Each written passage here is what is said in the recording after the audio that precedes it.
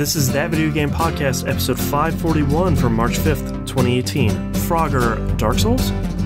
Prepare to leap.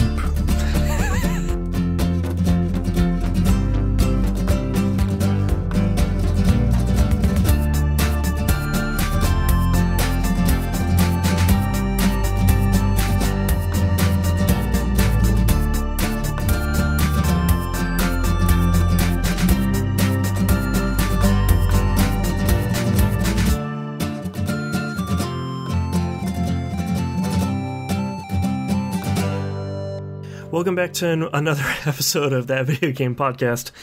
I'm your host, Boston, and trolling me in Twitch chat is Moonpeer. Hello.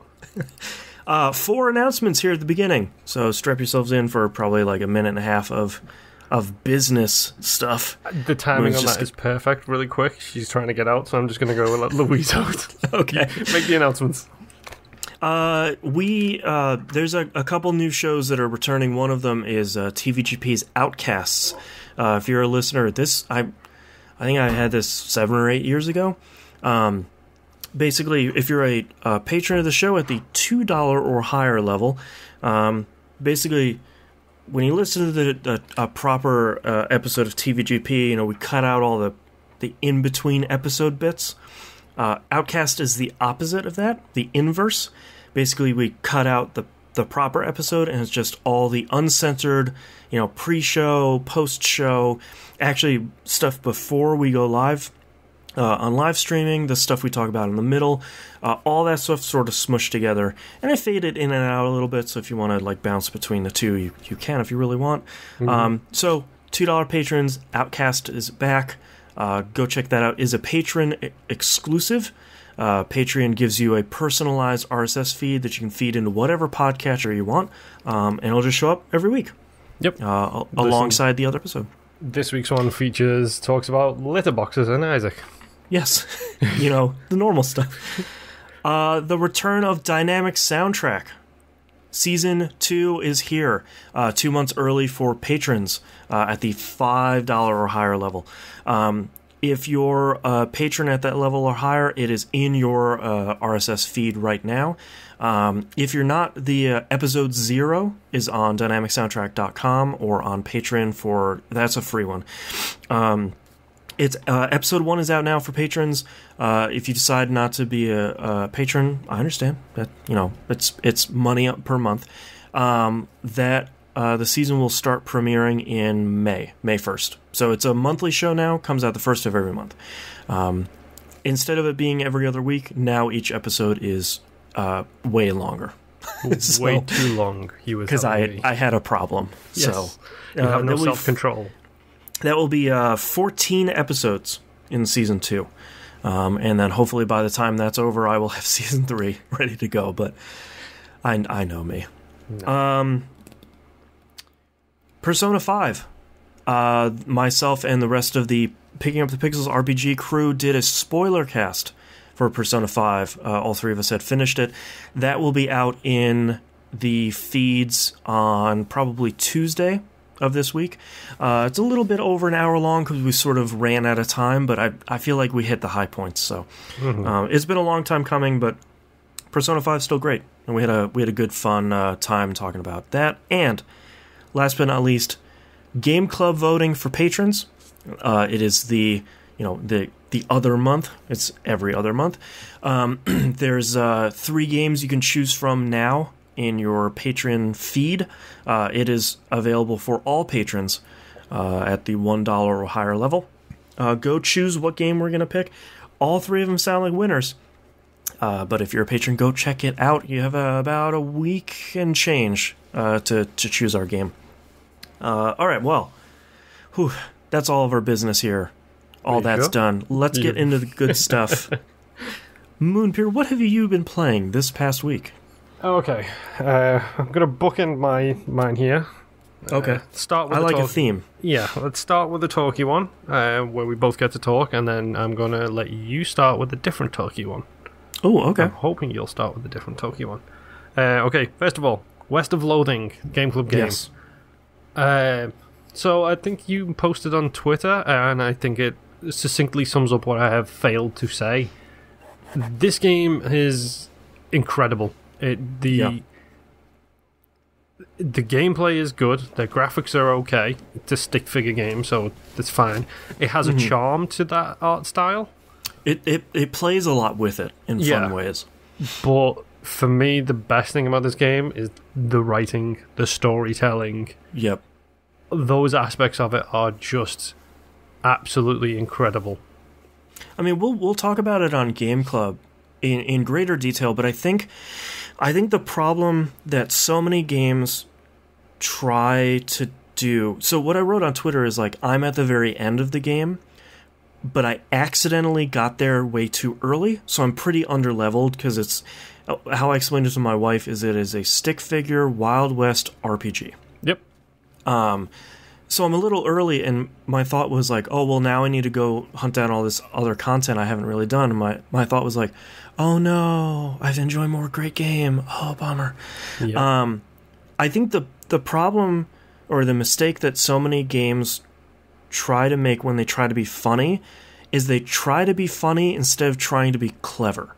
And West of Loathing is clever. Yeah, a lot of these things as well, they try to be meme funny, where it's like, this is funny on the internet right now, let's make a joke about it. Right. And then 2 months before the game has even come out, that is old. Yeah.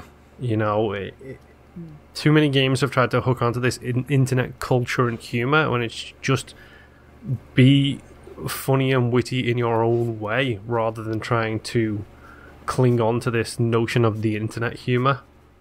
Yeah. Which is like this game nails that, like, that aspect of it so well. The clever and witty writing, just at the start of the game giving you the Rubik's Cube puzzle to your brother. Mm-hmm. And like just the witty backwards and forwards between the two of you, because you want to be like a cow rancher and a sheriff kind of thing, and he wants to be a mathematician. Yeah. You know, there's just so much stuff that like goes on and on throughout the course of the game that they pay off on. I'm not going to go into it in detail here, but I've actually written down the bedpan/spittoon discussion is probably one of the funniest things I've ever read in video games. The way I can summarize it without getting too deep into it, because we will on Game Club, I'm sure, is basically when you run across the game's very first spittoon, you get the option of ignoring it or sort of diving on in to see if there's anything in there. And the game sort of talks to you. I don't know, it's almost like a third person... Like a narrator kind of thing. Yeah. Not really like a god narrator, but just sort of like the game talking to you and saying like, hey man, look, come on. You can't... This is gross. You can't do that. You know what's in there. I know what's in there. That's no good. And you can keep pushing it for like 7 or 8 things, and the game's just like, I mean, if you want to, I'm not going to stop you, but for real, like, I'm going to keep explaining in grosser and grosser detail about what's in there. Yep. And it's so great. I think the one I've made a note of specifically is the third one, which is the one inside of a house at the bottom of a bed. And then it not only goes into gross detail on the spittoon side of things, it also says, just so you know, it may say spit on it, but this could be a bedpan based on where it's located. Right. It's so gross. Like, the description that they've given for what could be in this thing is horrendously disgusting. And go ahead. Oh, did you open up the one at the Jelly Bean house? I don't think I've been there yet. All right. You need to do that one for sure. Not only does it give you a good benefit, but it's also one of the funnier ones. Okay. Until the very last one. That's probably the funniest one. Yeah, the writing in this game it's magnificent. And something I figured out as well is I can play the game with my Xbox controller. Oh, so I didn't know that. It's not fully controller compatible, but the way I bought it on Steam, so the way it's Steam set up is it fakes as best as it can a mouse and keyboard with the controller. So my right stick is my mouse, right trigger is a normal click. So I can actually just sit there and play it with my controller if I so choose to. So it's actually kind of cool. That's cool. But yeah, West of Loathing, we've got 2 weeks of Game Club, and I'm actually looking forward to how much more I've got to play, because I haven't even crossed the mountains yet. Oh, wow. Yeah, I'm all the way at the end at Frisco. So basically what happened is I played in like 2 half-hour chunks, just saying like, all right, let me get through the beginning of this, let me get sort of settled in. And then I basically accidentally played in a 4-hour chunk. Like, everybody went to bed, and I was like, all right, I'm not going to do like my normal sort of training that I've been doing to sort of eventually re-enter the workforce. Accidentally. Well, it was accidental because, like, on the one monitor, I had Giant Bomb TV going. Okay. How is that, by the way? It's actually really good. So take a quick detour. It's basically what I did before with E1M1 FM, which was I just randomized everything we had, but people get to vote 5 minutes before a video ends, so on the next video they want to see out of like a random selection. It's pretty cool. They said they're going to open it up once the beta testing is over to everybody, so that'll be great. And on the main monitor, there's no voice acting in it at all, and there's like 2 soundtrack songs. So I sort of turned the volume way down on the game. And that's how I played until like 11:30 at night, basically. Like in a 4-hour session where I'm like, I am so tired. Like, what time is? Oh, it's 11:30. Cool. I've been playing for 4 hours accidentally, because it does that thing where like you're wandering to somewhere and it'll say, hey, you discovered something else. You want to go there first? And it's like, well, sure. It gives you that Fallout problem. Yep. I realized I did mess something up though. I was in... The game is full of moments. Like, I think it's something we've discussed before, like how good a moment in a video game can be and how hard it is to get a bunch of them in one. That's kind of why I loved Wolf 2. But some things that stand out to this is the bandits in the Hat Factory. I absolutely loved. Yep. It's a great puzzle. In the same region of the map, there is I'm assuming the ghost girl that killed everybody. Because I found her photo and then her ghost appeared and demanded I give it to her.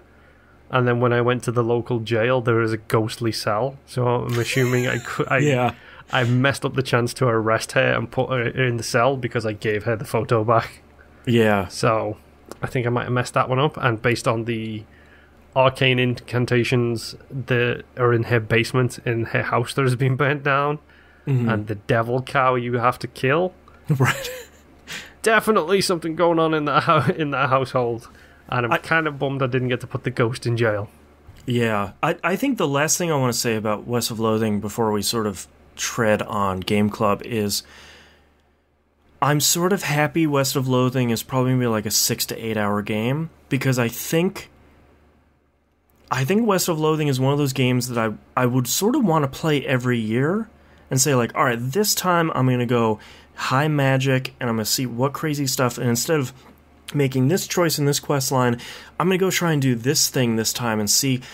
So many times when you go do a mission or fight an enemy or something, you genuinely have 3 or 4 things you can do, like use your strength or your magic or your moxie. Or, I was going to say, I think you'll find it's called mysticality and moxie. Yes, mysticality. You just have so much cool stuff you can do where it's like, okay, cool, I bet I could do X, Y, and Z differently if I just created one of the magic characters next time and did this other thing. And it's so cool. And it's only like a $10 game, and I'll probably have about 6 or 7 hours in it when I'm done with it, and it's been a great ride the whole time. I don't think I have really any complaints so far, except for some minor ones. My one complaint was going to be, it's a simple game, why isn't it controller compatible? But the fact that Steam can kind of not fully replicate, but kind of get by on the controller. Like remap some stuff. Yeah, and it lets me play it with the controller, which is how I feel more comfortable. So, great. My one complaint is solved. We expect a full deep dive into West of Loathing when Game Club rolls around. Yeah. Second game for me this week, Orbitalis. Okay. Would you like me to spell that for you? I'm sorry. I'm assuming it's Orbit, ALIS. Perfect. Yeah. I think this might be a VR game based on the presentation, because when I play it, it just puts it like like my monitor gets sliced into the middle of it, like you're playing a phone video on landscape when it's supposed, or in portrait. Weird. Or like an old arcade shmup where the monitor was vertical. Yeah, something like that, but I'm not too sure if it is a VR game or if it's just, the way it's set just up. Weird. Yeah, it could be either or. If it's a VR game, though, I actually wouldn't mind seeing it in VR. But essentially, it's a point-and-click gravity well puzzler. Oh, cool. Where you get given like a star and you have to fire something, I'm assuming like a probe or something, and get it to rotate around a star and asteroids and a bunch of other stuff, and survive a certain amount of time. And as soon as you fire it, like a circle will start filling up around the edge of the screen, and you've got to have it survive without impacting with anything long enough to fill up the circle. That's cool. It's really cool idea. It's really well done. It's a dead simple. You click it, you watch the path it goes, and then if it hits the star or if it hits anything else, it crashes, and then you have to refire the thing again. So It's like Trials or anything like Super Meat Boy, where it's instant restart, go back to the way the level was. Change your trajectory and everything. Exactly, and you can change speed, angle, all that kind of stuff. First level's dead simple. It's fire it around a star and just make sure the orbit doesn't cause it to crash into the star after elongating. Thank you, Elite Dangerous, for these kind of lessons. Right. Also probably good for Kerbal Space Program. Probably, yeah. After that, it gets real complicated real quick, because all of a sudden you're trying to orbit an asteroid that's flying through space while avoiding other asteroids that are coming down. Oh, jeez. And their gravity will pull yours out of sync, so you have to try and nail it perfectly to get this thing, your probe or whatever, to just go in all these orbits and survive the length of time it needs to. It's actually really, really fun. Like I said, I don't know if it's meant to be in VR, just on the way it produces itself on my monitor. If you ever watched Patrick Klepek's videos on Giant Bomb when he was doing the spooky games, the way that video was seen by us as non-VR viewers is kind of how it is presented on my screen. Right. So probably a VR game. I haven't got VR. Oh, it's Orbitalis with a 0 at the beginning. I did not know it was a 0. Ah, okay. That would explain why it's top of my list, you idiot. Ah, that's how they get you. Why is it an old game at the top of my list? I'm going to talk alphabetically.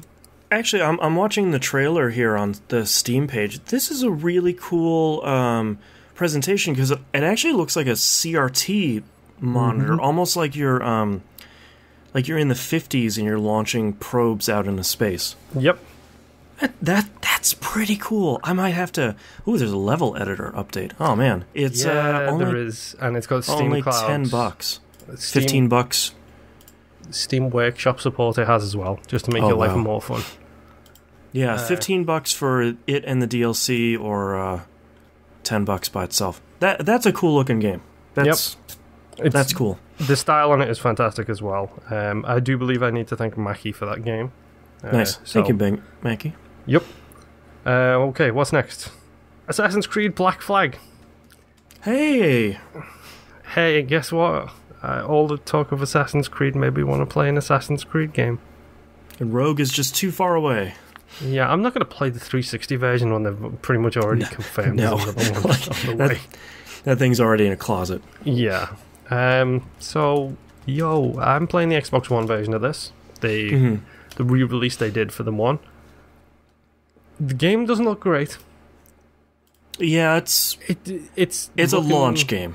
Yeah, it's looking a little bit dated, but I'm not going to hold that against it, considering I've just finished playing what is probably one of the most beautiful games ever in Assassin's Creed Origins. That's so good looking. And dude, you didn't even play 4K. I played 4K. I know, at HDR. It was so incredible. I keep looking at this 4K HDR TV. There's this really great one. It's for like $600 or $700 from a company called TCL. Mm-hmm. And Wait, it like supports TCL. Mm-hmm. That's the exact TV I have. Yeah, you got like, so basically apparently this is for like a quarter of the price of all these other companies. You get some of the like industry's best HDR10 implementation, which from what I understand is like the HDR10 is the one that most things support. Mm-hmm. It has like the Dolby Video. It has really solid 4K support for $600 to $700, and I keep drooling on Amazon like, just yep. you could just come to my house. I actually stepped down from that one because our living room situation, we have the two TVs next to each other. Mm-hmm. I was going to get I think it's the 55 TCL S series, which is the smallest of the top end one. I think I ended up going to the biggest of the next one down, so I only paid $400 for mine. Nice. And mine's 4K HDR. It's a really good starter TV for getting into the 4K market. Yeah, I was going to look here. I'm looking at the TCL 607. Yep, that's the one I originally had my eyes on, which means it's the 60-inch one, I believe. 55-inch for this. That's the crazy thing about TVs, where it's like, is it the 607S? That's the 65-inch, but then without the S is a 55. But this, like, yeah, I don't know. I keep drooling over that because I keep thinking like, I'm playing all these great games that look like Horizon Zero Dawn and Assassin's Creed Origins, like all these really great 4K. Forza Horizon. Well, I don't have an Xbox One X, so. Oh, that's true. That's like the next thing. Honestly, I can't recommend that TV enough. Because like I said, I even stepped down. I didn't go for the one I originally had my eyes on. I went for the size below it, which was also, I think, the model before it. Just because of the size differences in it. Yeah. Mine looks incredible. What reminded me of that is they, when I went to Costco to get our like normal Costco stuff, they had a 55-inch HDR TV without the 4K there for like $350. And I was just like, if only you had the 4K in there, I would bring you home, and I would just apologize to my wife later. If it had the 4K in it, there would also be an additional one on the front of it. I don't know. Costco has such great prices on. Well, it was a TCL brand, so I remember TCL, and I was like, "Ooh, yeah." I'll have to go back to Costco and see.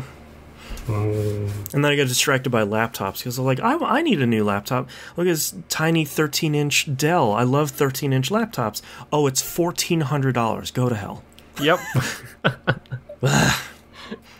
Well, yes. Anyway, Black Flag. So Black Flag.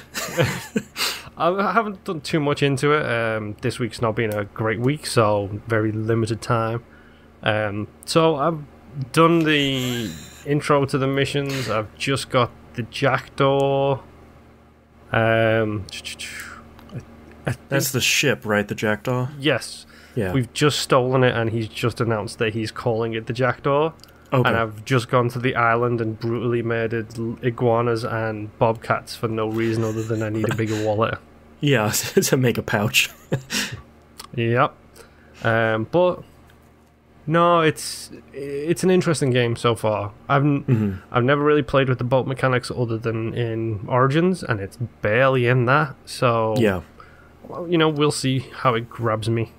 I feel like it's better in this game because you get to work up from the bottom. Like, when you start, you have, like, one cannon and a bunch of kind of dummies that are helping you sail the boat. But, the boat gets bigger and you get, ramming armor and you get to throw fireballs and, like, you get that build-up instead of, like, here are the 15 buttons you need to sail the ship. It's like, what has me kill these things the quickest?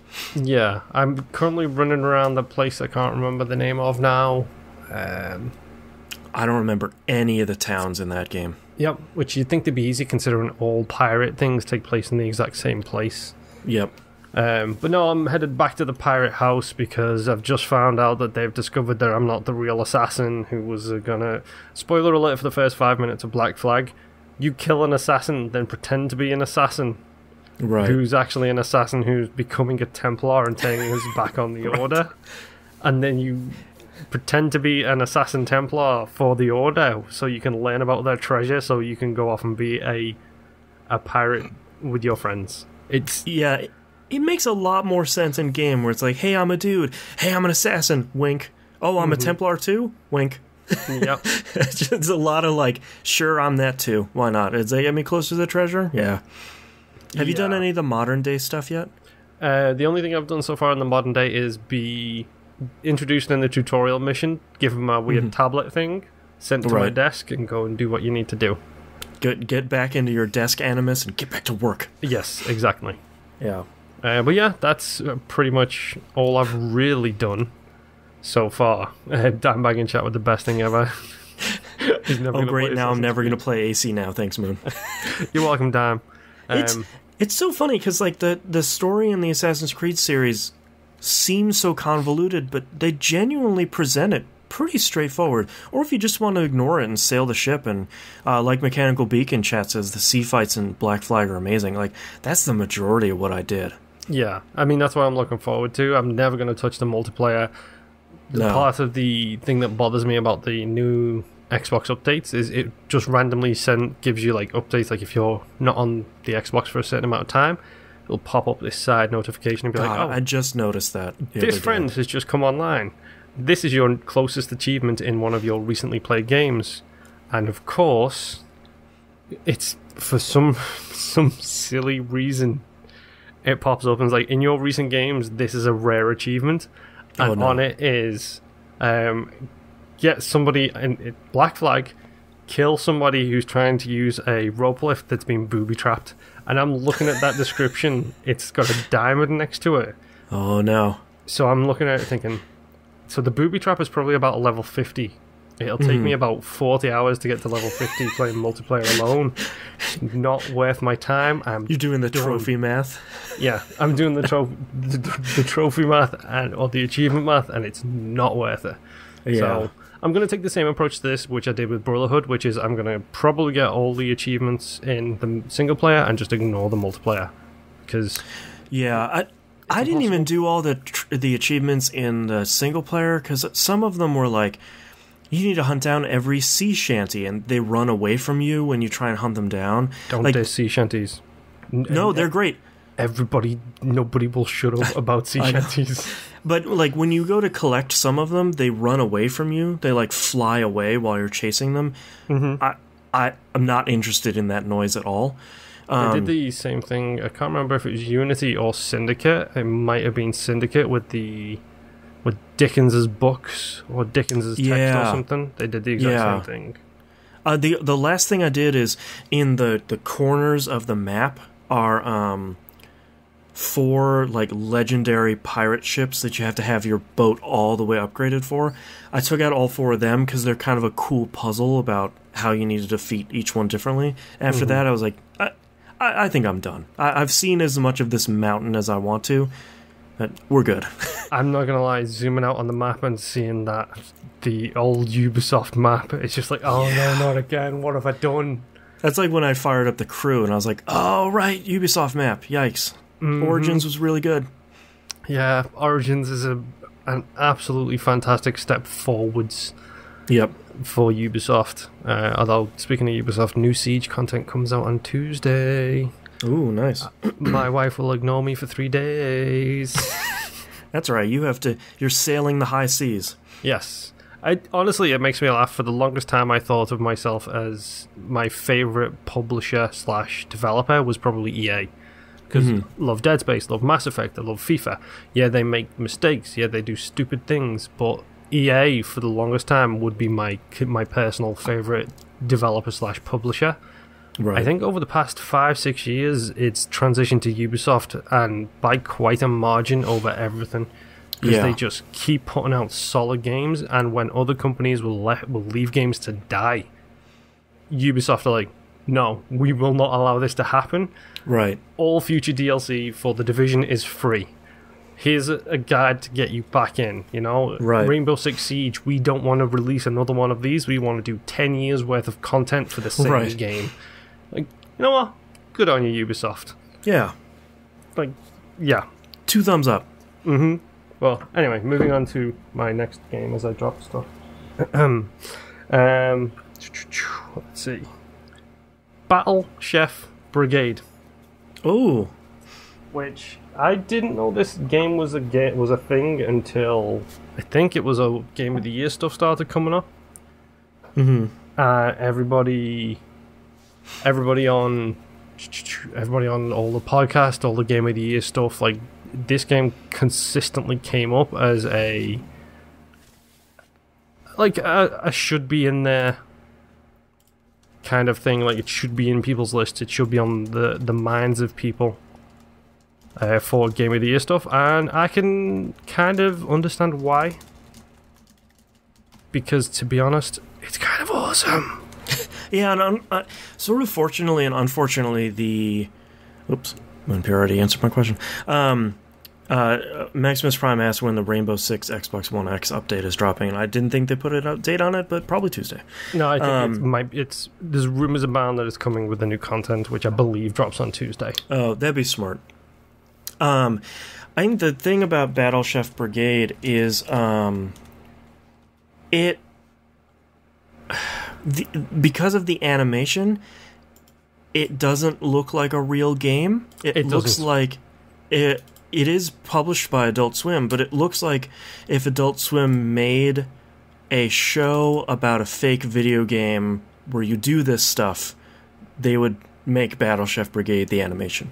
Yeah, and this, like, I mean, for those who don't know, for the people listening who weren't listening when Game of the Year stuff came about, I have tried to write down in one sentence the type of game this is. Oh god, okay, good luck. Here we go. Let's see if I can get this right.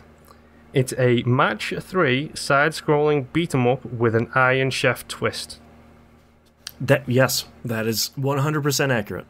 Which, when you listen to that sentence, it sounds bonkers, because the game is bonkers. Yeah. It's a match 3 puzzle game when you're cooking the food.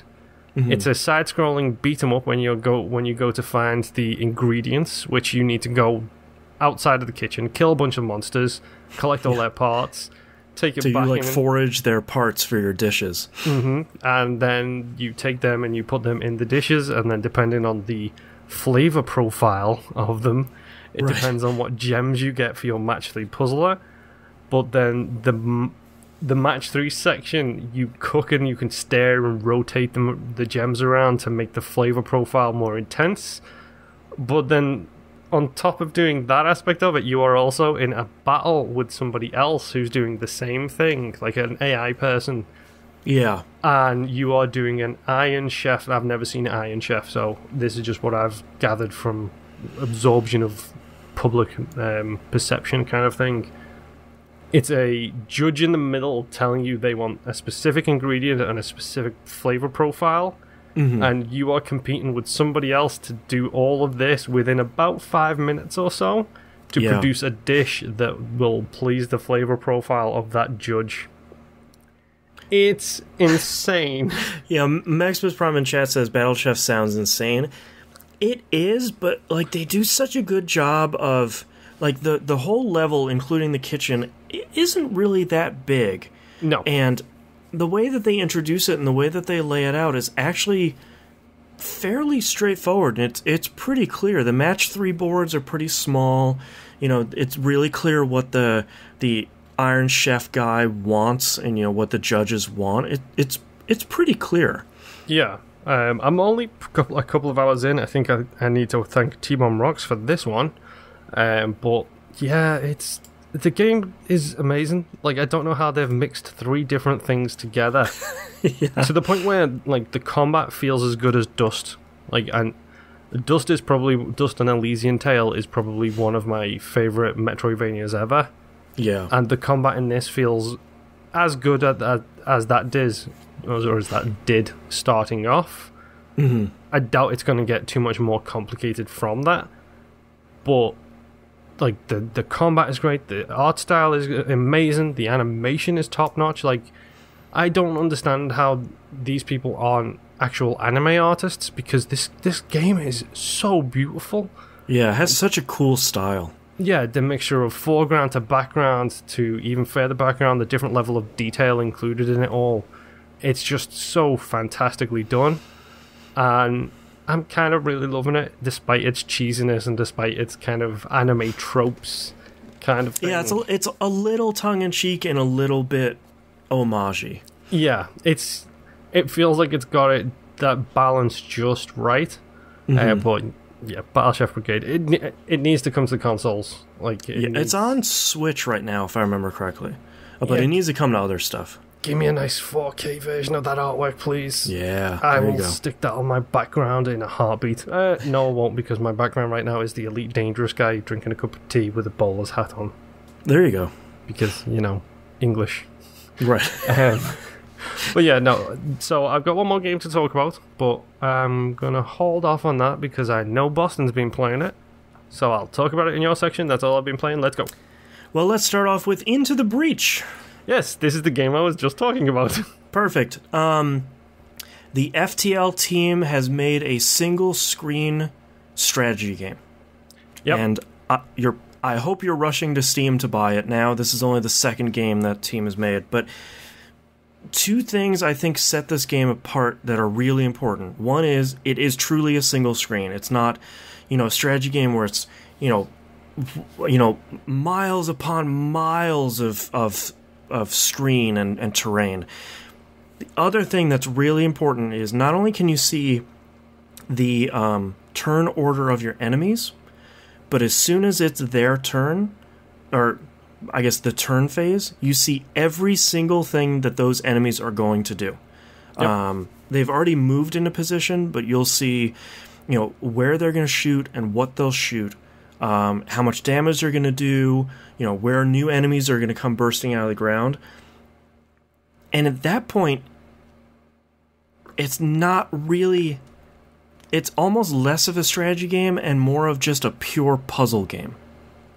Where it's... Yeah. That's what I was thinking when I was playing it. It's very much it reminds me of like Picross, where it's like, here is the board. Yeah. Choose your decisions to get the result you want. But yeah, and at the same time, like, I've just got to mention it now because otherwise I'll forget. The art style made me want another Front Mission 3. Man, we talked about this on Pup yesterday, and I had actually referenced Front Mission 1, which I don't think came out in the US. It looks strikingly similar to this game, where it's, the Wanzers and all that stuff. Different legs, different tops, different weapons. Yeah, and like, the game has such a cool tutorial, and I've made it maybe just a little bit past the tutorial, but the tools that they introduce to you make so much sense, because really what you're trying to do is, your main objective is protect the buildings that have survivors in them. Yep. And then they have like additional objectives, and all you have to really do is survive. I think in some maps you can kill everybody, but that's going to be a little bit more rare. Yeah, it's a limited number of turns usually. Like, normally it's about 7 turns, sometimes 8, depending on the level. And what's so cool about this is there's no time limit, so it's perfect that you're just staring at this board and saying, all right, if I push this enemy back 1 square, I'll do 1 bit of damage, but he'll hit the other guy, and he'll block a spawn point. Alright, so that one's cool, but if I hit this guy, the people around him are going to push back, so that's going to save those 2 buildings and drown this one guy. And just like this, like, beautiful mind where it's like, alright, I just need to figure out the best, because you have all the information, and I think that's what's so evolutionary about this game is there's no mystery, and you would think that would take away the fun of it, where it's like, oh, well, now I know what they're going to do, but that's the fun. Like, yeah, that's the puzzle solving aspect of it. Yeah, like, you're going to solve this puzzle and try and, string together as much damage and as much knockback and as much, manipulation of the board as you can, not only to get you to the next turn, but try and save as many people. And it just... between the style and the gameplay and the music is, oh, let's talk about this music. So Ben Prunty comes out with another. He did the music for FTL, and it's like electronic acoustic music. You know what it really reminds me of, and I don't know if this is a deliberate intention or not. It feels like a chilled out Pacific Rim theme tune. Great, yeah. And that is, in my opinion, one of the greatest pieces of music on video game in anything. If you like Pacific Rim, you should check out Into the Breach. Yes, it like when I started playing it, I was a bit confused by it because I was expecting more of an actiony kind of game. But then as I played it more and more, I realized, oh, it's a bit like Front Mission 3, but it's also puzzle/strategy. So like it's kind of like one's chess, where you're just like, these are all the pieces in front of me. I need to move them in a way to get the result I want. And what difficulty are you playing it on, out of curiosity? I started it on normal, and that will go poorly. So once I die, I'll start back on easy. I haven't tried easy yet. I've just been playing it on normal. I've managed to clear one island out. This game is very difficult on normal. Just like FTL was, though. FTL was the exact same. If you didn't know what you were doing and you played FTL on normal, it was tough. Yeah. You played it on easy, and and you got used to it, and then you moved on to normal. Well, and I think the benefit here over FTL, if anyone played FTL and didn't really enjoy it, I think one of the best benefits of this is there's no real-time mode in Into the Breach. I mean, it looks very much like a strategy RPG where you're isometric and there's a grid-based system there. But, like Maximus Prime says, this turned him off in chat, but Pacific Rim plus chess is pretty... If you have never played a front mission game, or you maybe haven't played a strategy RPG like this before, it looks like a strategy RPG, but it really is like a strategy puzzle game, and it's real good. Yeah, it's so shockingly cool. good. Like I was debating whether or not to pull the trigger on it. Like it was like, well, it came out. I want to support them, but I don't know how I'm going to feel about it. I'm kind of glad I did, because this thing sucked my life away last night. Last night I was just like, nope, I'm in. I'm just doing this run over and over and over again until I figure out, which I love the fact that it's got that carryover. You can carry, like, you have a squad of 3 tanks, you have a pilot for each tank, and then when you die, you can carry one of those pilots to your next run, because they all go into the breach. Right, because you, like, time travel back, and they're like, we screwed that one up, let's try it again. Yeah, it's so good. Yeah. I mean, it's one of those games where you start playing it and you're like an hour in and you realize you've just lost like 3 hours, and you're like, oh, okay, so this is going to be on my top 10 this year, huh? Yep, that's pretty much exactly what happened to me. I thought, I'll give it a try before tomorrow's show, but then I've got to do my Isaac run, and because I didn't do my Isaac run yesterday, the 67 points, I didn't do that until like 11 o'clock at night because of Into the Breach. Yeah. Yeah, I'm sure we'll talk about it a little bit more here and there, but check out Into the Breach. If you haven't played FTL, you get FTL for free when you buy it Into the Breach on Steam right now. Yep. So for like $15, I think it is. And on GOG as well. If you pick up GOG, you also get FTL for free. Cool. Yeah, go buy it. So far it's great, and looking at some of the screenshots people have posted of further islands, it looks like it just gets better. Yeah, I made it to the second island, and that island is kind of cool. Yeah. Oh, man. Next game I played a little bit more Crossing Souls. I played maybe like another hour or two. Is this Frogger Dark Souls? What's that? Is this Frogger Dark Souls? No, it's not. Someone needs to make that game. You can have that for free, people. Make that game. Yeah. No, this is the thing I kickstarted where it's like an 80s top-down hack and slash game. Okay, I remember. You were talking about this. I remember. Yeah, I think I talked about it last week or 2 weeks ago. I played about another hour or two. I have all of the party members now. It looks like you have 5 party members. And it seems like it's primarily... You have a lot of party members. They all have different attacks. Like, one has a whip, one has a gun, one has a baseball bat. One guy punches. But the majority of the time you're going to be switching between those characters are in the overworld when you're solving puzzles. Yeah. Like the woman who has a whip can tie them between two branches and like fling you guys across a river. One guy's good at machines, so he can sort of. Does one guy have a boombox? Not that I know of. Missed. Unfortunately, it's not Toe Jam Earl 4, but someday this year, I think Toe Jam Earl 4 is coming out. Whatever the subtitle is on that. I can't wait. I spent so much money on that Kickstarter. I got a lot of really cool stuff. Did you get the Super Duper edition? I spent like $300. But like I said, dude, I'm putting my money where my mouth is. You could have got me a Switch for that.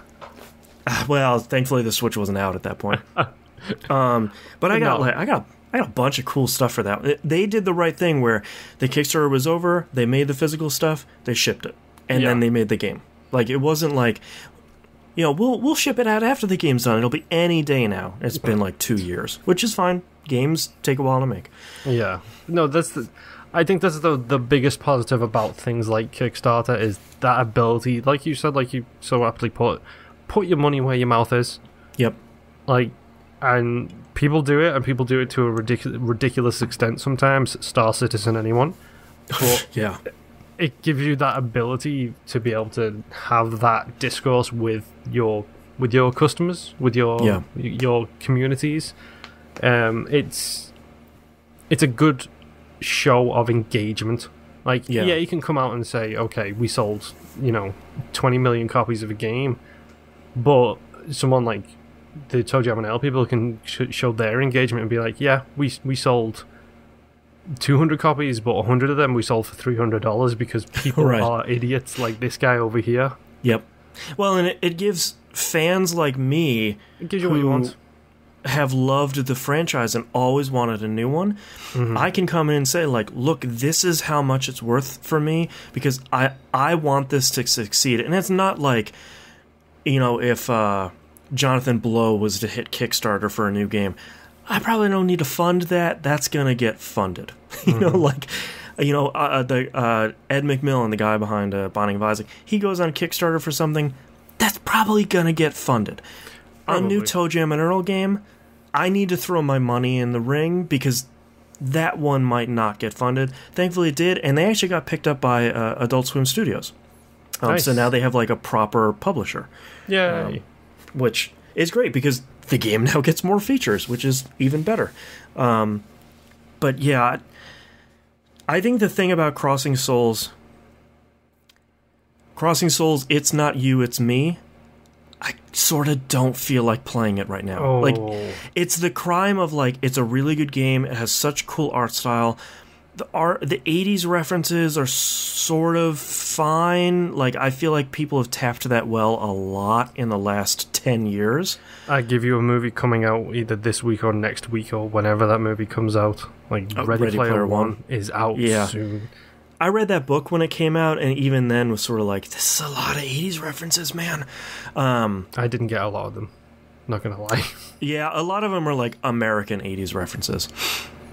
I think Crossing Souls seems really great. I know reviews were pretty much all over the place.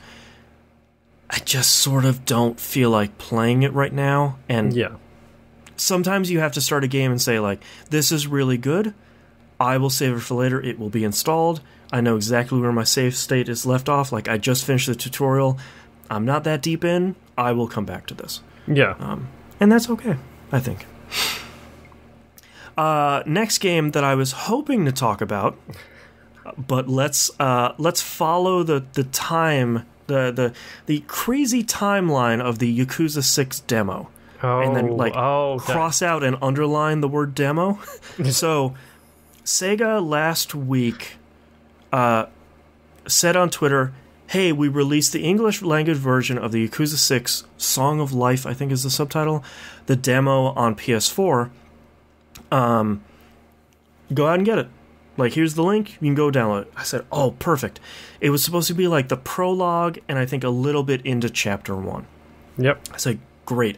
I love to do that. You can carry your save file over, you can carry your trophies over, and they were doing this thing where they said, if you install the demo, you get a head start on, like, sort of reserving the install space for the full version if you're downloading the digital one. I was like, well, that's cool. I bought it on disc, so it doesn't apply to me, but I'll try it. I'll see how pretty it looks. Until... so I have not played the demo until about 2 days later when the internet realizes actually someone at Sega pulled the trigger on the full version of Yakuza 6 and not the demo. So we have 36 gigs of, hey, it's the full version of the game with no trophies in it. Oh. Whoops. So I think within another day or so, very quickly they pulled it off the store, and within another day or so, Sega blocked people being able to open the game on PS4, which is fine. This is like the one time I'm okay with a digital license being removed. And the coolest part about it is Sega took to Facebook, because I guess a bunch of people had asked them, like, hey man, I played a lot of this. Like, are you guys going to ban me? Like, are you going to work with Sony to ban me? And Sega said, of course we're not banning anyone. Like, it's not your fault. Yeah, like that. We did that. Like that. And the cool part is, like, we're not banning you. And they said, you know, if you got to play a whole bunch of Yakuza 6, congratulations, you got to play a really big demo for a game we're excited for. Yep. You can go pre-order it now. And I was like, that's a really classy way, instead of like pulling an Atlas and being like, I'm going to ban them, and I'm going to get them kicked out of their house, and their YouTube channel's gone for sure, and like so on and so forth. It's a little bit of a bummer that we couldn't play the demo, but like, you sort of have to pull it down at that point. It's shocking to me, like, how great Sega have approached this solution, like this issue. Mm-hmm. They've done such a good job in not blaming anyone other than the people who should be blamed. I'm assuming people maybe might have lost their job over this. Yeah, or at least got a good talking to, where it's like, push this button, push the demo button, and not the full game download button. Yes, push the big red button. Which one? There's two big red buttons. Right. But good on them for handling it so maturely, because, like you said, you look at Atlas, they're not great. Scorched Earth Persona 5 attitude. Yeah. You look at Konami with their scorched wallet approach to gaming these days. Yeah. It's like, it's nice to see someone, especially as old as Sega, just be like, hey man, we made a mistake. I hope you enjoyed it. You know, if, you know, the full version that came out, the trophies thing was weird and a little bit broken. You need to re-earn them in the game if you play it. But yeah, we're going to carry over your save, like we said. So, yeah, you know, and I still have it installed. So if I was pre-ordering the digital one, I might already have the game installed at this point. It just has the little lock icon on it. So, 2 thumbs up, Sega. That was cool. And last but not least, I played through twice, and platinumed South Park Fractured But Whole. Hold on. Rewind a second there. I played through twice, and platinumed South Park The Fractured But Whole. Okay, so the good news is it's not a 120-hour game like the previous one was. No. So I had sort of... My daughter is having sort of a bad teething week again, so she was sort of content to sit on the recliner with me while I'm playing stuff and watch her kids' shows. Mm-hmm. So I got a lot of obviously on mute game time in for South Park Fractured But Whole. Why would you mute that game? That game was like, it's clearly got PG written on the front of it. Yeah, it's the cleanest game I've ever played. So your daddy's PG. Yeah. So this is what's really interesting is it picks up right at the end of Stick of Truth, where they're deciding to move away from playing fantasy and they want to play superheroes, which is kind of cool.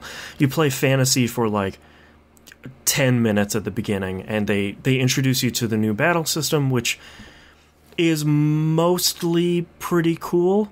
It is a grid-based strategy RPG system where you're moving. They did the cool stuff where you're encouraged to push enemies or pull enemies around the map. Some of the really neat stuff is when you knock back enemies. If you knock them back into another enemy or one of your party members, you get a free hit basically, because they ricochet, or your other party member sort of punches them back in the other direction. This is sounding a little bit too much like Disgaea right now. Yeah, but that's about all that it goes into. Like, okay. That's really it. So you can't jump into Cartman's pants to get Cartman's pants a higher level? No, not Cartman's pants +1. No. Okay. There is a crafting system where you do get to craft relics that you equip on your character, but that's some of the negative stuff that I'll get to here in a minute. I do still really love, just like they did in Stick of Truth, I really love how they couch the city of South Park is still, business as usual, and adults and other kids just trying to live their lives. Yeah. And these stupid kids are interrupting everything with their dumb game they're playing that like nobody else can see, but they can with their superpowers. Nobody else even cares about it. That's the best thing as well. Yeah, unless you like punch someone or fart on them, like they don't really even notice. I really enjoy cars interrupting battles, because someone will call out car and you scoot off of the street and everybody just lines up and waits for the car to pass by, and then you scoot back in your positions. That's an incredible touch. It's really good, and it happens really rarely, but every time it does, someone's like, car, and everyone just sort of scoots back. It's like combined with when you knock somebody out in battle, they fall on the ground, and every once in a while they'll like open one eye and sort of look around. It's like, battle's still going? Okay. And then I remember that from the first one, where it was just like, are you down? And then they would actually look just to see if they can stop playing yet. Well, what's great in this one too, because of the grid system, if you need to use the spot that they fell in, basically they get up and they just scoot off screen. So it's a lot of those touches are really good. I'm not going to talk about the South Park humor, because I feel like this is one of those few games where either you enjoy it or you can put up with the South Park humor, or you really hate it. It is 100%, just like Stick of Truth, it's 100% South Park. That's, a plus or minus, it doesn't matter. It is... You kind of know what you're in for. I hate this phrase, but it is what it is. That's sort of all the good stuff. Okay, here comes the bad, I'm assuming. I think South Park Fractured But Whole, before I go into the negatives, I think it's a good game. I don't think it's as good as Stick of Truth, but I'm biased towards Obsidian, and I'm biased towards traditional... Yeah, I know, shocker. You're biased towards Obsidian? What? Yeah, I love them. I'm also biased towards... classic RPGs, line up on the left, line up on the right, smack each other around. Yeah. I think the movement, the migration to a sort of strategy RPG grid-based battle system is largely good, but on the other side of the coin, where I think it misses out is they have, at least from what I remember from the first game, they've sort of neutered the timing aspect of it. The hit a button as soon as somebody hits you for defense, hit a series of buttons when you're attacking. Yeah. They've sort of removed the skill on that. So when you get attacked, basically the X button pops up over your character and a bar depletes around the button, and you just have to hit the X button somewhere before that bar depletes, and you'll get 10% of your health back, and your super bar will fill up a little bit more. That seems a bit weird. Well, what's really bad is that in and of itself wouldn't be that bad, but when an attack is incoming, you can just kind of mash the X button, and there's no payback, or there's like no downside to you doing that. It just... As soon as the X button pops up, you hit it and you get all the stuff back. There's no, like, hit it at the right time and you get more or any of that. Like, there's no punishment. Yeah, like Custom Quest and Paper Mario used to be when you missed that timing window, you'd fall over and maybe take a bit more damage kind of thing. Right, or like you wouldn't recover as much or something like that. Not in this. Like, you can just sort of, when an enemy's attacking you, you can just mash the X button and you'll get the benefit, which... it's a little weird. Like, I sort of understand because they're not going for a super hardcore RPG. Yeah. But I feel like there has to be some sort of penalty. You can't just go through every battle just mashing the X button and get a benefit. That's what you think. Yeah, well, I mean, that's what I did on my second playthrough, is I just mashed the X button the whole time. And then when you attack your enemies, you do a little bit more damage if you get the timing right, but the window for that is really generous. Yeah. Dimebag in chat asks, is Bearman Pigback? He's not. He's replaced by Morgan Freeman this time. Of course. Which is great. Morgan Freeman runs the local taco shop where you learn more skills by his taco and burrito concoctions he's put together. Okay. It's short. So I got all but one of the trophies for the platinum because I misunderstood.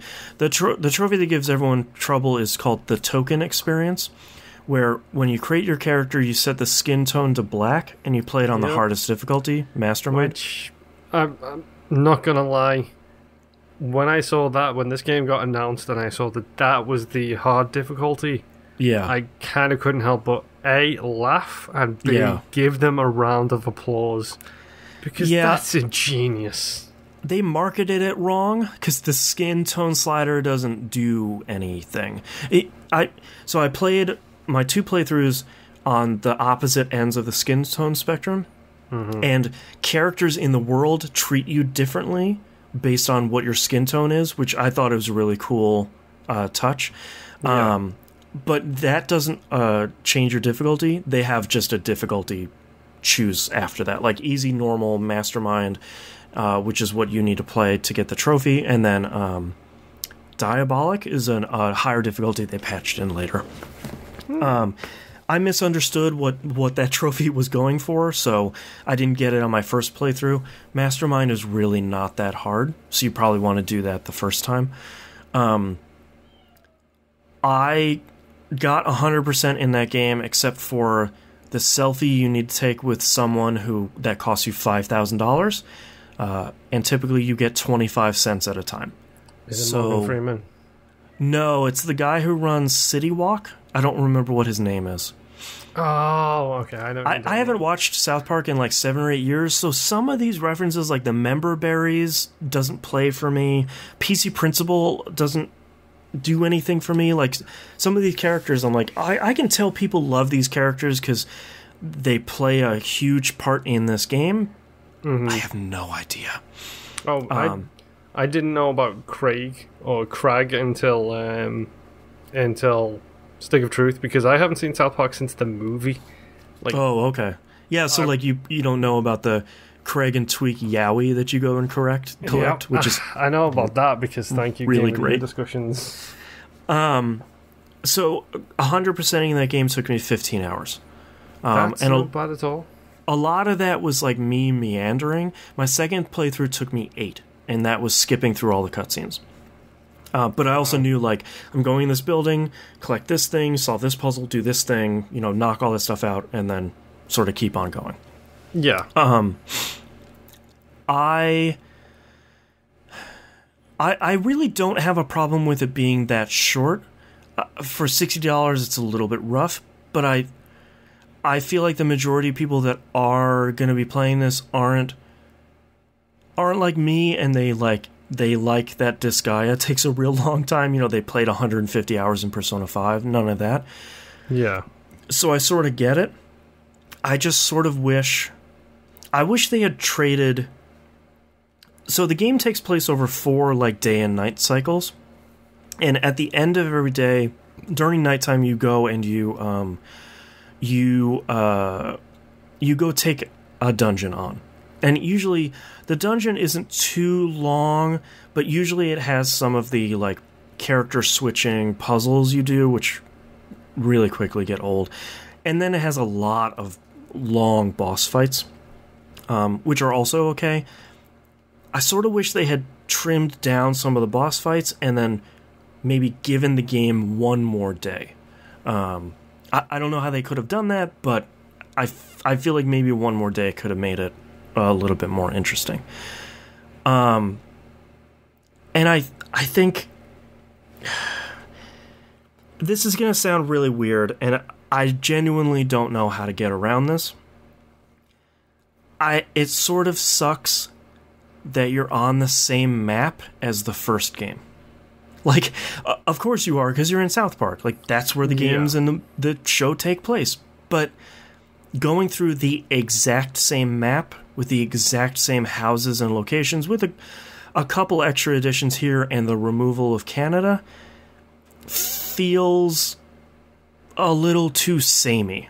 But like, where the hell else are you gonna put it? Like I don't know how you get around that.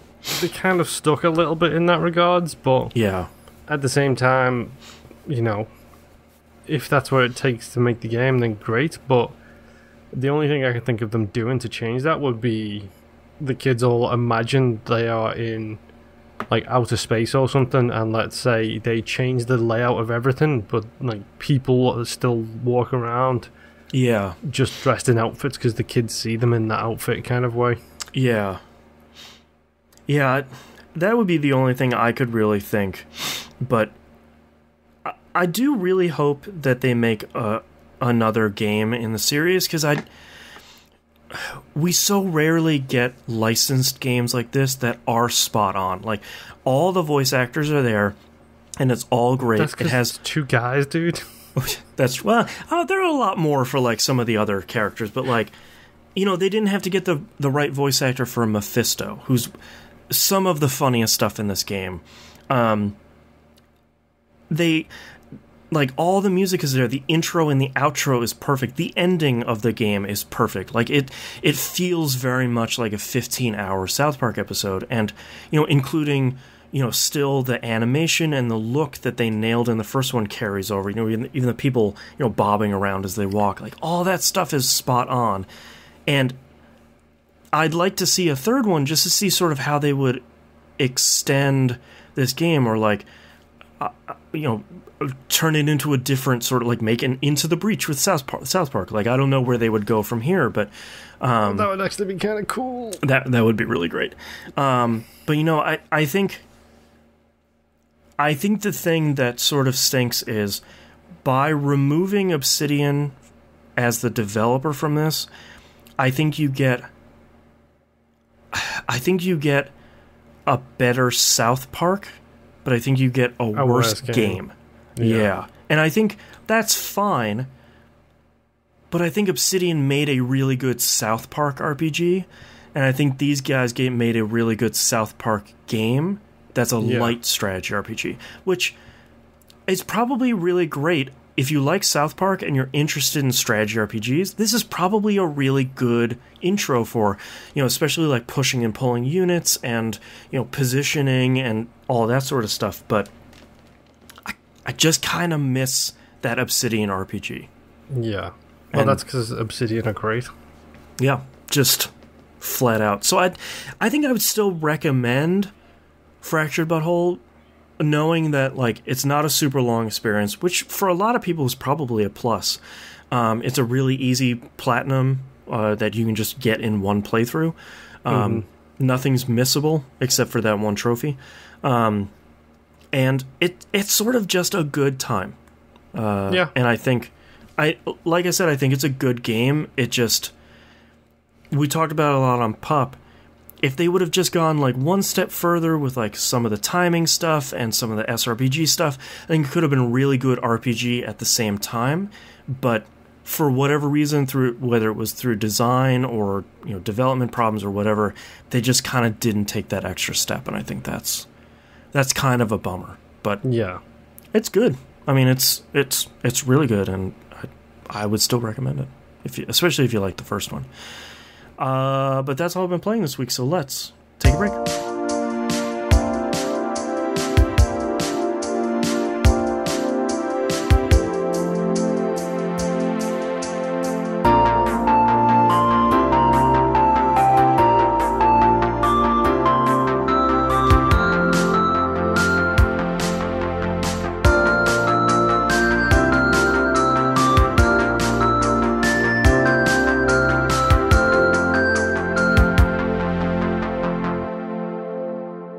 Let's talk releases for the week of March 5th, 2018. Fear Effect Sedna comes out on PC, Switch, PS4, and Xbox One. For some reason, someone decided to make a sequel to the Fear Effect games, and it seems like it's an RPG this time around. Wait. When you say Fear Effect, are we talking creepy little girl with long hair, or are we talking the guy who was on UFC producing a show? No, we're talking about the PlayStation 1 games that featured the sexy ladies that might be getting together with each other. Okay, so it was none of my two suggestions, it was something completely different. Right. Welcome to TVGP. Okay.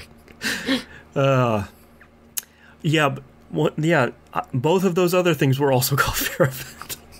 I think the other one was just Fear, because it was First Encounter and Reconnaissance. Booyah! Okay. 4 letter acronym remembered 10 years later. There we go. Final Fantasy 15 comes to the PC. You've probably seen that this is coming out because of the Gordon Freeman and Sims outfits that are really funny looking. Okay, is that a tease? Do you think that's a tease? No. Or is that just Valve trying to get everybody's gecko?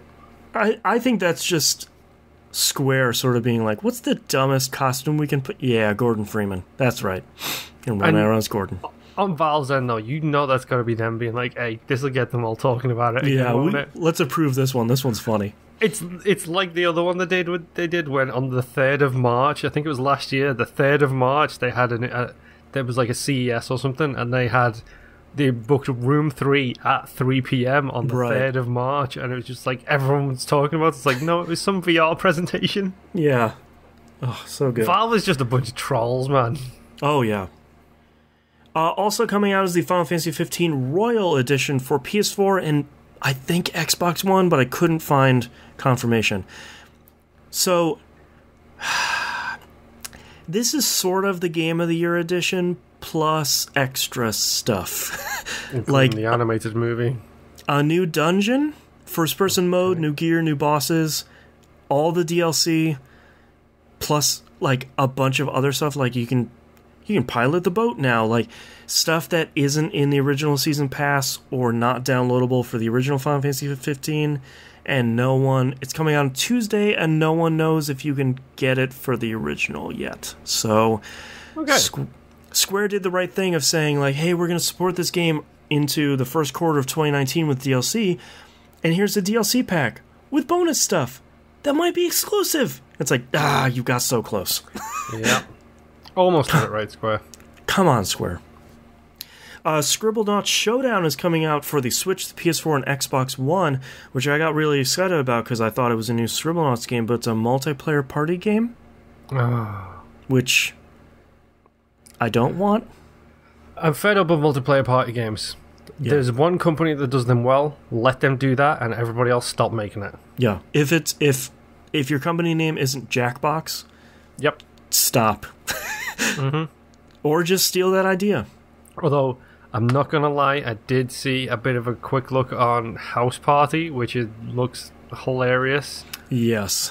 It's a different sort of party. Yes. Sorry, it brought that to my head, and I've added it to my wish list on Steam just because it's going to be fun trying to talk about that game on this show. Yes.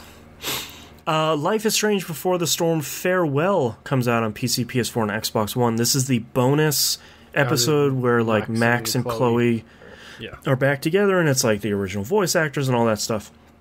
I bought the deluxe edition on for the digital download, so I'll be getting this. So I'll talk about that on next week's episode. Still unsure of how I feel about pretty much the whole idea, but please stay tuned next week where I say, "Oh my god, it was amazing!" As usual. And A Gift and a Curse Flint Hook comes out on the Switch. Flint Hook is a really great game, and that's a really great platform for it. The D-pad on the Joy-Cons, not great. Let's just a quick rewind here to the Mummy Demastered Game Club episode. If you haven't listened to that, you don't have to. Just give it a listen to, because it's kind of null and void at this point. Thank you for the patch. Way forward. But Musum had a lot of issues with his D-pad on that system. Yeah. I have issues with the D-pad on my Elite controller with that game because the right. game is... It's like a roguelike shmup platformer all in one. I bet if you have a Pro controller, it's probably better, but Pro controllers are expensive too. Yeah. So that's what Nintendo does. Flint Hook is a good but long and occasionally mean game because it's a roguelike, so you're relying on RNG a lot, but I don't know. I'm curious to see what people think about that, because that could potentially be sort of like, yeah, it's a really great game, and I can't really play it. So, yep. Bummer. Speaking of bummers, move on to news stories. PlayStation Plus will stop offering PS3 and Vita games March 2019. I mean, the writing is on the wall for this. That's the least surprising thing, but... Yeah. They were sort of putting out a lot of really great obscure games and kind of some cool RPGs and some real fun stuff on PS3 and Vita that we're also getting, like this month. I think if you have a PS4, because of the PS4 stuff and the cross-buy stuff, you're getting like 5 free games across all the different platforms. That's a bummer. The one thing I was surprised about too is in the announcement, Sony said like, hey, if you're upset about this and you want to cancel your PlayStation Plus, here are the steps to do that. And I was like, okay, that's surprisingly weird, honest for a company where it's like, you're angry? Cool, do something about it. And it's like, okay, cool. I'm not going to, but... I'm very curious, because I can't help but think about the business decisions that get made behind stuff like that. Like the Sega one, you can understand, because Sega messed things up when it came to the Yakuza stuff. They messed things up, so they handled it appropriately. When this happens and they're like, if you don't like it, this is how you can cancel. All I'm thinking behind that is the business strategy is this is how you find out how many people are still interested in backwards compatibility, how many people are still interested in going backwards. Here is a bunch of data we can get from this process of people not signing up based on things going forwards. Yeah, like how long do we need to keep PSN up on the PS3 and the Vita? You know, like does the usage just bottom out as soon as we drop this? Yeah. That's a good point. Next news story, ESRB is adding labeling to games that feature in-game purchases. To be honest, I kind of don't really want to talk about this because this is the biggest pile of BS that has come out recently. Okay, so short coverage of this is there's very little detail, so it's sort of hard to fully react to this at the moment. But the ESRB is saying that they're gonna put labeling. People read this as loot boxes originally, but it's larger than that. They want to put a label on any game that features in-game purchases. They say, quote, purchase digital goods or premiums with real-world currency, end quote. They're saying bonus-level skins, surprise items, which they're calling loot boxes, music, virtual coins, subscriptions, all that stuff, including season passes and stuff. So you read that and you think, well, it's going to be useless because I think virtually every game that comes out is going to have this, at least for buy currency or buy a season pass. And it's not even just that. It's boxed copies only, number one. Okay. So it's not on digital. But to be honest, I think Microsoft, I haven't seen the Sony store, so I don't know, but Microsoft, Apple, Google all do a good job on their individual storefronts of making sure you're aware there are microtransactions within this app. Yeah, usually it says like contains in-app purchases or something like that. Yep. That's a good point. I don't know if Sony does it, but I know all of the other ones. They usually do. There's like an icon for like a shopping bag icon. The fact that it's basically just aimed at microtransactions, they're only implementing this after, I believe it was the governor of Hawaii wrote them and said, do something or I'll do something. Yeah. So the government threatened to get involved and they're doing the minimal step they have to do to avoid the government getting involved. Let's not mention the fact that it's on boxed copies of games. Games change day one after that box has come out. What's going to stop every single company from having these systems in place? We saw it with Forza Horizon 3. We saw it with Metal Gear Solid 5. You see it with Deus Ex. Shadow of War, Assassin's Creed Origins. These are all games that had these systems in place but not live when the game came out. Right. A week later, they're all active. Yep. They can now say, we don't have to put that sticker on because there is no real-world transactions in our game at time of release. Right.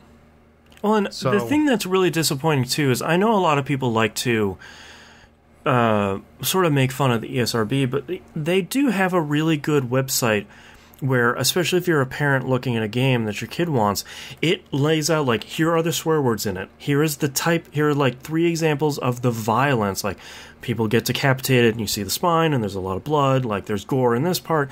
Here are some of the offensive lines that are in there. Like, you can get a really great idea of, you know, when the back of the box says drugs and alcohol, the website will say, like, what does that really mean? They do a proper parent's guide. Yeah, they do a really good job, because at my last job we were dealing with that a lot when we were sort of categorizing stuff.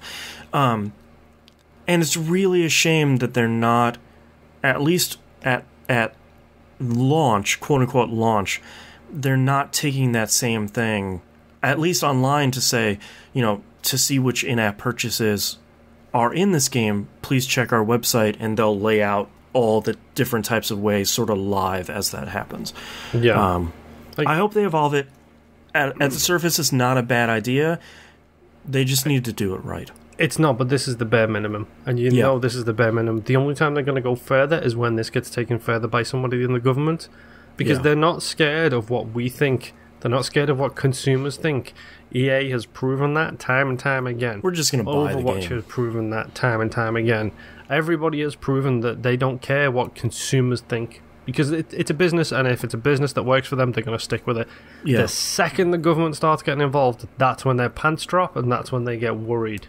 Yeah. So until this gets taken to the next level by the government, we're not going to see any improvement in this. I want that parent's guide for microtransactions, because I want parents to be able to know that they are buying a game that contains things specifically aimed at getting more money out of you.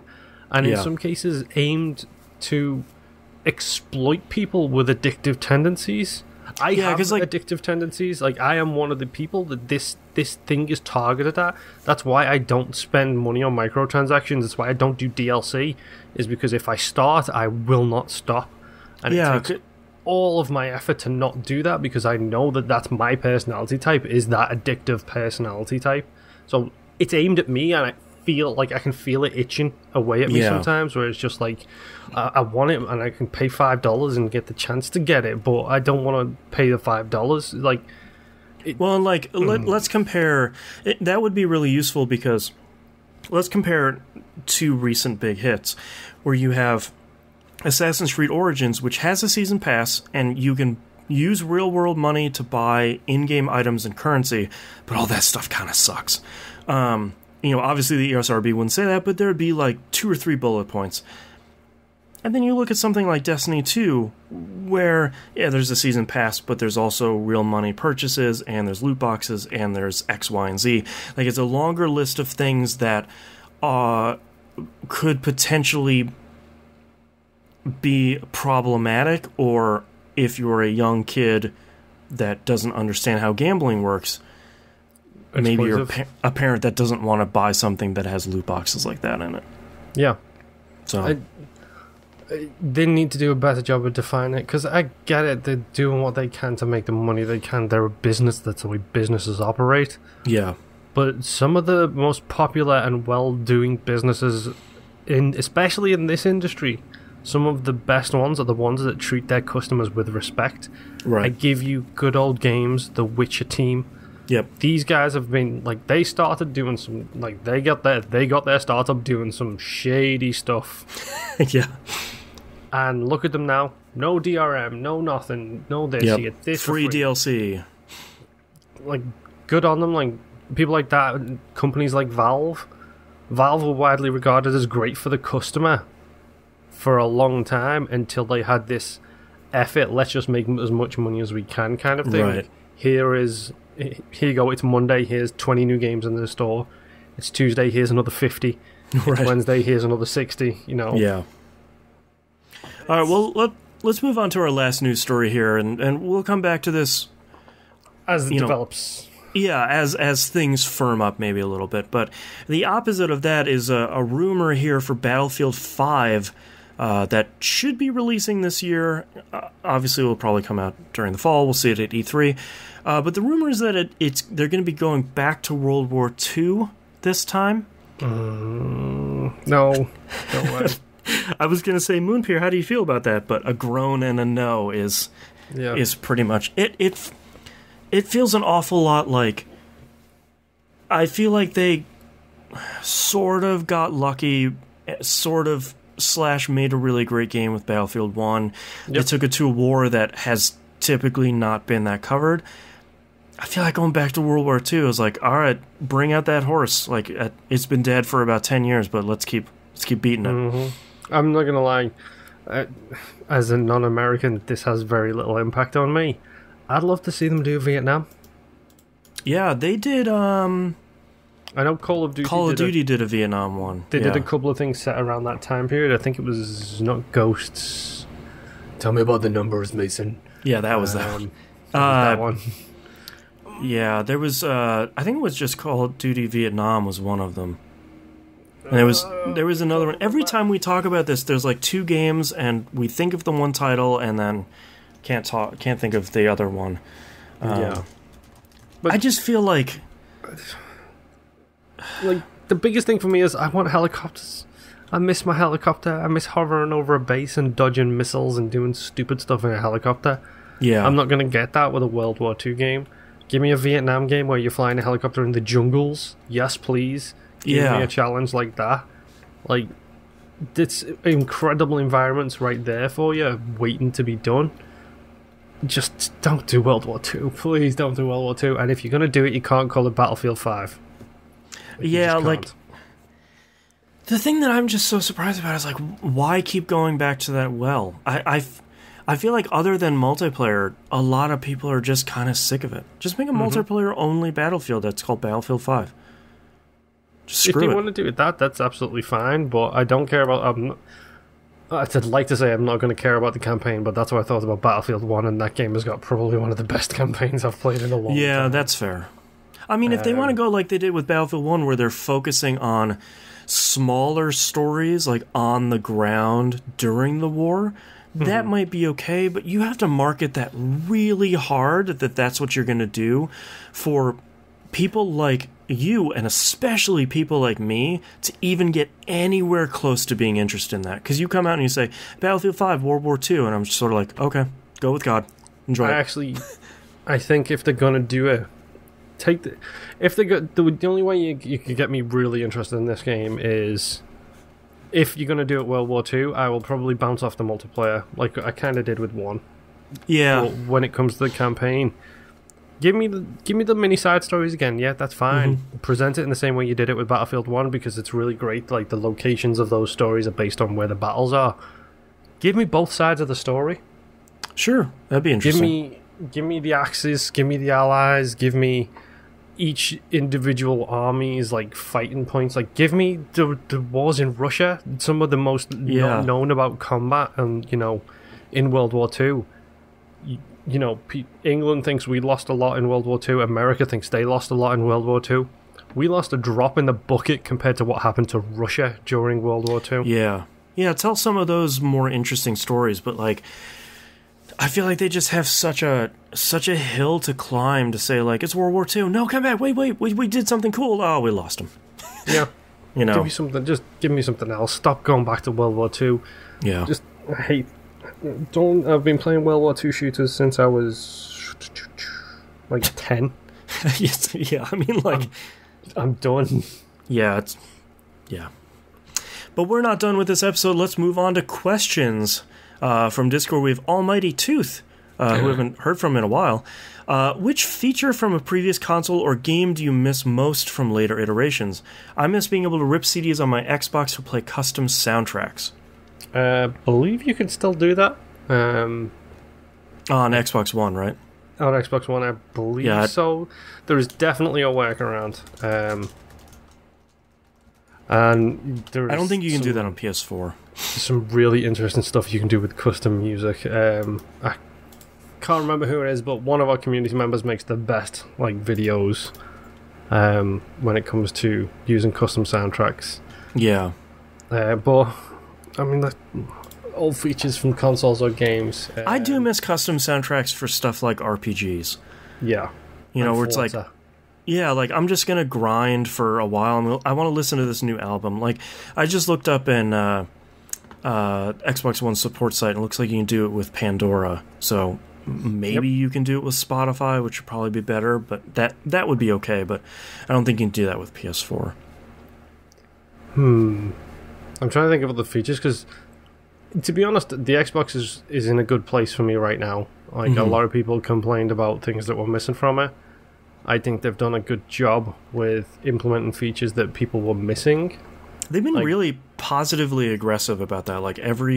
Every season they come out with 2 big firmware updates every year, right? The spring and the fall one. Yeah. And they've also got a really good thing, which is they have a community suggestions page. Yeah, I love that stuff. You can go into their page and you can see who's voting. You can see how many votes different suggestions have been made. Yeah. People forget this generation that we're now didn't have the option for the audio to go out over headset, speakers, or both. Yep. It was just one or the other, which meant that if you were in a room with other people couldn't hear what was getting said. Yeah. So, the fact that they've reintroduced that back into it, that also helped streamers a lot. I know that much as well. Yeah. So I think that the Xbox has done everything I need it to. The party system works fantastically. The chat system works okay. There's little things that are issues, but I don't suffer from them too much. Friend of the show, Mackie, when he plugs his headset in, his controller disconnects and then reconnects. Oh, weird. Which it used to happen a while ago for me, but it hasn't happened in a long time. And I don't know if that's an issue with his controller, with his headset, or both. Or, right, the controller. I know the sort of positive and negative stuff that Microsoft does is they allow you to upgrade your controller's firmware through the console, which sort of a blessing and a curse, because they don't have to get it right the first time, but they can fix any weird issues like that. Yeah. I feel like over the last generation, I feel like I miss so little because we have so much more, especially for me on both consoles. I love the sharing stuff, sharing screenshots and making, for some of the clips I made for Assassin's Creed Origins of just the open world weirdness, you hold down a button, you press another button, and you can just trim your clip right there while the game is going in the background, and then just share it to wherever you want. It takes me 2 minutes, and I just have a funny clip of a boat spinning around in the middle of the air, and I'm back to playing the game. That stuff to me is, I don't know if it's worth, losing some of the background music stuff, or now we have ads on the dashboard for Xbox One and a little bit for the PS4. Is it worth that trade-off? But I feel like both companies have done such a great job of improving their dashboard so much that I feel like we probably would have had a different conversation a couple of years ago on launch, where it's man, we don't even have this, or this one console has this but not the other one. But they're both in really good spot at this point. Whether you like one or another is sort of beside it, but they've both been doing a really great job. Then you've got the opposite end of the spectrum, which is the Switch, which you need a phone and a headset and a special connectors and everything else just to be able to chat online. Yeah. Well, they did a really great job, I think, on their OS. It's really clean. It's really simple. You just have a bunch of tiles for your games, and they've done a great job ever since the original DS on making really great menus. Yeah. It's just that stuff where it's and here's party chat, and here's the super convoluted way to use it. And it's just whoa. Yeah, Nintendo's always had incredible UX design and an incredibly bad hardware design. Yep. You've made 9 of these 10 things are really great, and that last one is really bad. Yeah. When it comes to games, I've never really missed features myself because I tend to just view everything on its own merits, kind of thing. Like, I'm the person who will play something terrible and give it 4 out of 5 stars for one thing it did incredibly well. I always find the positive in pretty much anything that I play or do. Like, I can tell you why things are bad. I can tell you why you won't enjoy things. I'll forget that, and I'll just remember the one thing I love about it. Yeah. Like, I can't help it. I tend to look on the positive side of these things, despite the rest of me not doing that at all. But when it comes to movies and video games, like, yeah, it's great. Why is it great? These reasons. Will I like it? No. Yeah. Well, I feel like if we were a different show, this would launch us into another half-hour conversation about, like, remember when stuff was just in a game and it wasn't DLC?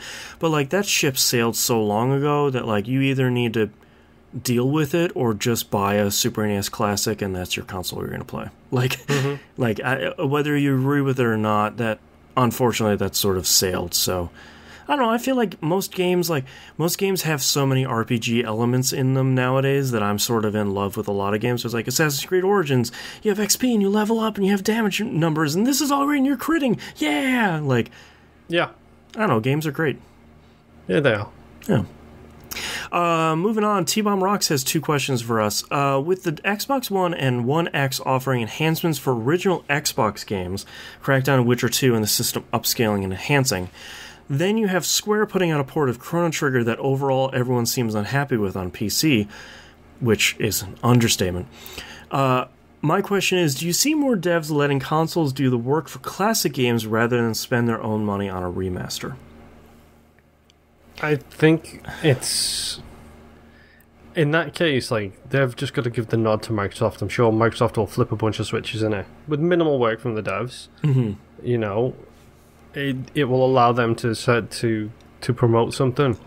And hopefully give them a little bit of cash influx. Like, give a studio some cash influx for a game that, let's be honest, most of these remakes I'm not interested in. Like, you can start as an individual. You can be wherever you want to be on the remake front.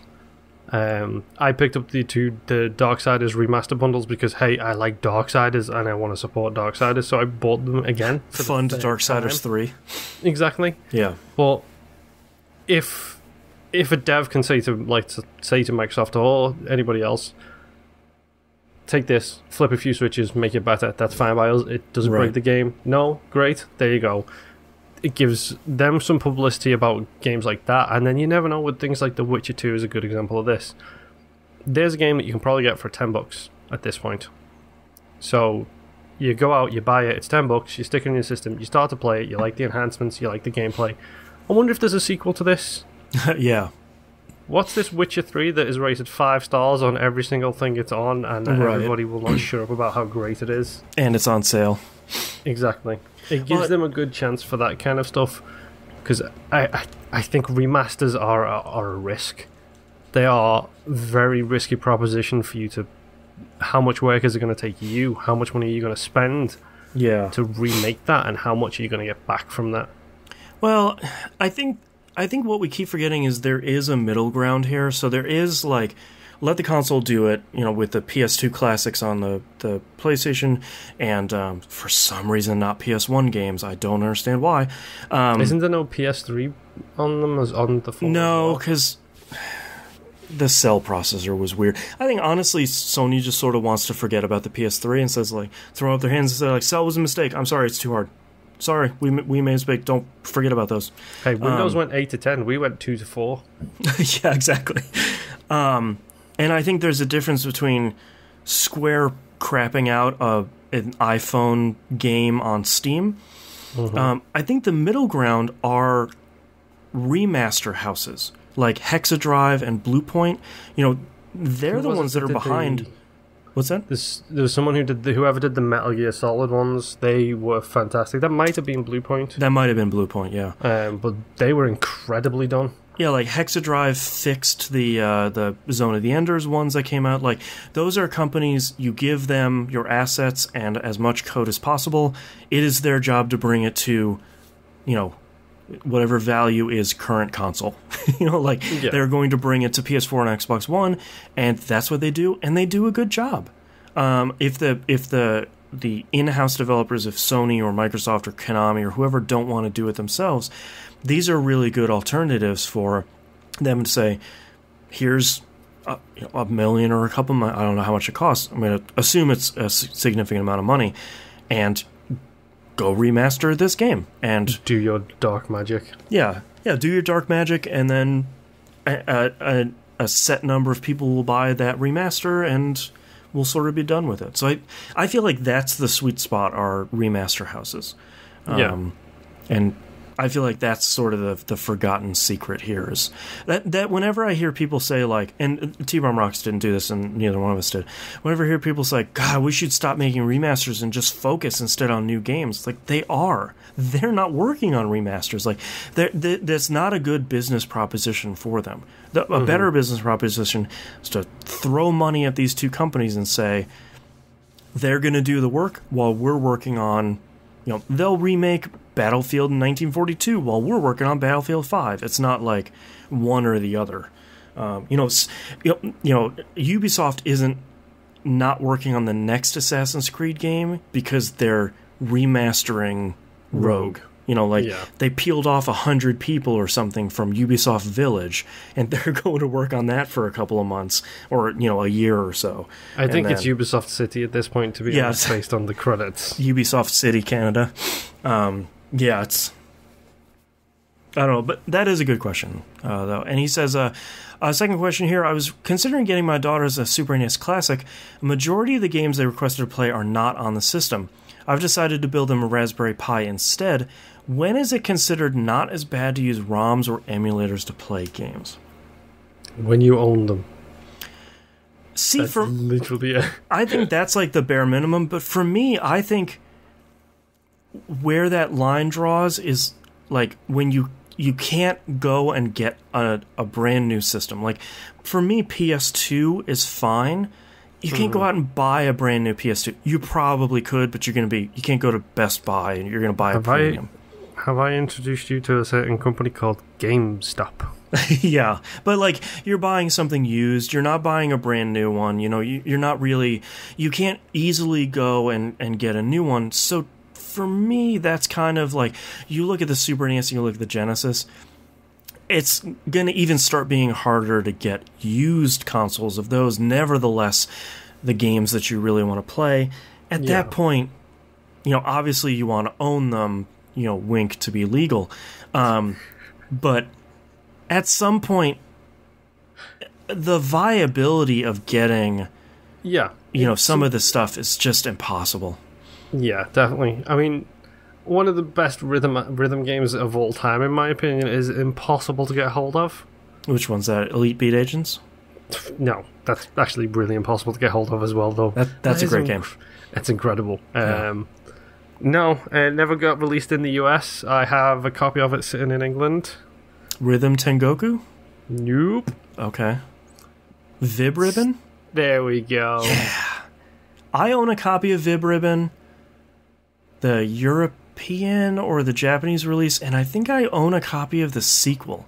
What was that called? Oh, it was called something stupid because it was a bad game. Yeah, it was not great. Let's look it up here. Vib Ribbon is Mojib Ribbon. There you go. That was for PS2 or 3. It was not good. PS2, yeah. Cool idea, not good. Yeah. No, I mean, stuff like that, like when it comes to the whole ROM situation, is you got to do what's right by you. Nobody else can tell you. Correction. The law can tell you what is correct. Yes, officer. On a moral standpoint, nobody can tell you what you are morally obliged to do or not to do. It's completely up to you. If you want to go out and spend $25 on one of those auctions on eBay, which is like, here is a mystery box that contains 200 SNES games.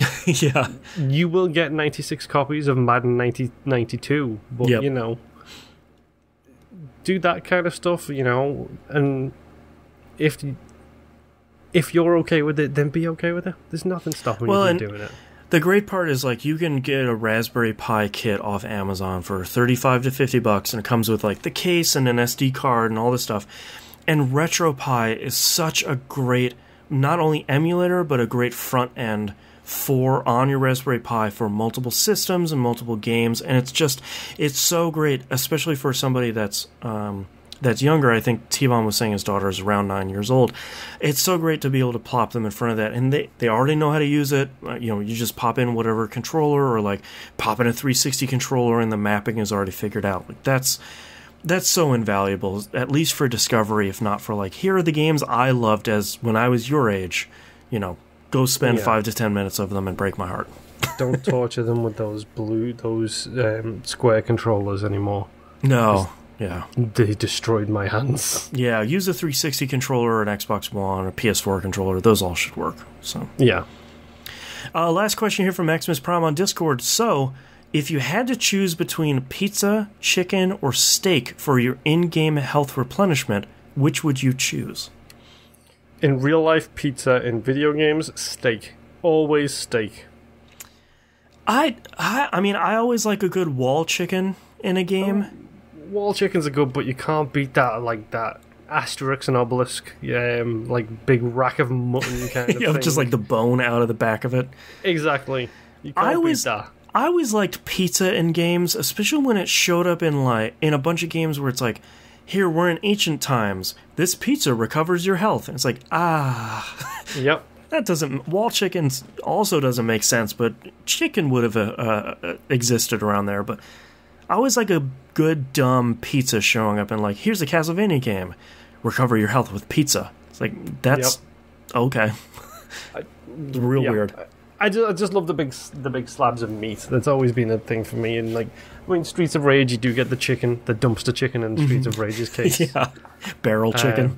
Yes. Yeah. But it's just the comical slab of meat is always the thing I go back to. Like, just that thing that looks ridiculous, but always looks so delicious. Which, thank you, Japan, for making the most tempting looking food in every single video game ever, apparently. Like Dragon's Crown. That food is always just... Dude, Monster Hunter. Yeah. Like, the slab of beef that gets put on that when the kitchen's fully upgraded, I'm telling you, it's the size of a small Chevy. Yeah. Get me some of that. Yeah. All right, well, now that Maximus Prime has made us hungry, that's the end of our questions and the end of our episode. Thank you so much for listening. If you'd like to visit us, you can do so at tvgp.tv. Links to everything, including the Discord server, are, as Moonpier is pointing, on the right-hand side of the page. Come join the Discord server. It is always hopping, especially the Marvel Puzzle Quest channel. Man, it never that stops. place... You want your strategies, and that's or help just for who you should recruit. That's the place to go. You can find all the other shows at e1m1.com. Don't forget, Dynamic Soundtrack is back for all you patrons. You can be a patron at patreon.com/e1m1. Get cool behind-the-scenes stuff, and now much higher quality show notes now that I've started scanning them in, which is also a blessing and a curse. What else? Oh, watch us live at Twitch and YouTube and Mixer and Smashcast and all the places. Follow us on all those places, and they will let you know when we go live. Because we go live on Sunday around the same time, depending on how long the Binding of Moonpier takes to record. Yep. And Persona 5 Spoilercast and Binding of Moonpier coming this week. I think that's it. So thank you very much for listening, and we'll see you all next week. Bye-bye.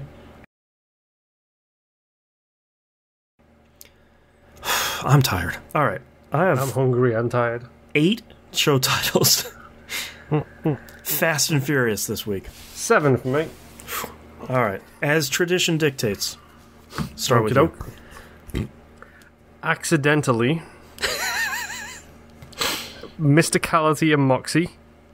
That's good. Fallout Problems. Next thing.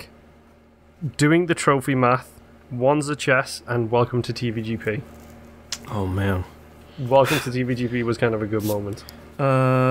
Mysticality and Moxie. And Welcome to TVGP. I have They Try to... 141. Welcome to TVGP. Yeah. I have They Try to Meme It. It may say spit on it, ... That Fallout moment, Fallout problems, the trophy math. I like you say, 'cause, English.